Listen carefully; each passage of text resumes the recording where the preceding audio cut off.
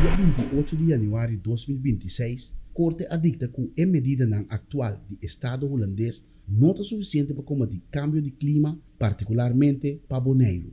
Segundo o juez, Holanda deve tomar passo adicional para o que trata redução de CO2 e adaptação do clima. O gabinete está declarado que está tomando a preocupação de residentes de Holanda caribense na sério e está enfatizando que já acaba preparando medidas de maneira escalação de energia sustentável e melhoração de resiliência do clima dentro da região.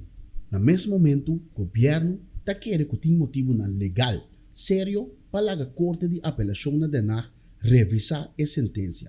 Ponto clave está que a Corte tem intenção de incluir emissões de transporte aéreo e marítimo internacional da Meta Nacional de Clima. Segundo o gabinete, essa aqui não está quadra do acordo internacional, den qual o setor aqui está regular por meio de organizações separadas de Nações Unidas.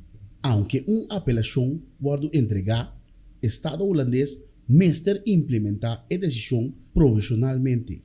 PCI, o gabinete tinha a intenção de entregar uma petição para suspender certa obrigação temporal até hora que uma decisão final sale.